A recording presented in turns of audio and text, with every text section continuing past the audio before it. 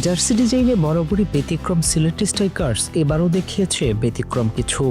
জার্সিতে ধারণ করেছে জুলাই বিপ্লবের স্মৃতি। কালো হাতার জার্সিতে বুকের উপর পিঙ্ক কালারের ডিজাইন, এটা দেখে সিলেটের ট্রেডিশনাল জার্সি মনে হবে আপনার। তবে চোখ আটকে যাবে ঠিক তার নিচের দিকে তাকালেই। বিভিন্ন ডিজাইনের উপর বাংলা এবং ইংরেজিতে কিছু একটা লেখা। হ্যাঁ, ঠিকই ধরেছেন আপনি, সেখানেই লেখা ৩৬শে জুলাই। তার ঠিক নিচেই আবার লেখা জেনজি, আর তার পাশেই আবার লেখা জাস্টিস।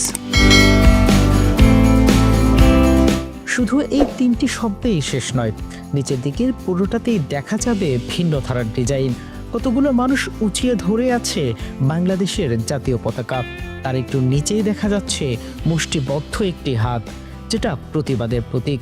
ঠিক তার বিপরীত পাশে রয়েছে বিচারকের হাতুড়ি, যেটা ন্যায়ের প্রতীক। তার উপরেই আবার রয়েছে একটি পায়রার ছবি, যেটা শান্তির প্রতীক।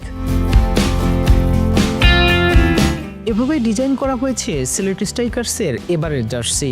ধারণ করা হয়েছে জুলাই বিপ্লবের স্মৃতিকে, যে বিপ্লবের মাধ্যমে এসেছে নতুন দেশ।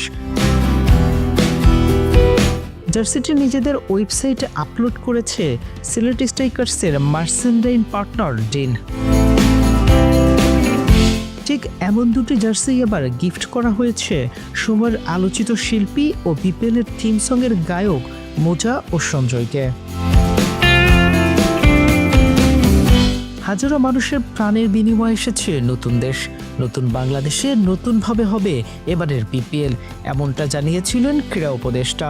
আর এবারের বিপিএলে মাঠ ও মাঠের বাইরে সব জায়গাতেই দেখা যাবে জুলাই বিপ্লবের প্রতিচ্ছবি, এমনটাই জানিয়েছিল বিসিবি। তবে জুলাইয়ের সেই স্মৃতিকে ভুলতে চায় না ফ্র্যাঞ্চাইজিগুলো, যে কারণে সিলেটের জার্সিতে ফুটে উঠেছে বিপ্লবের স্মৃতি।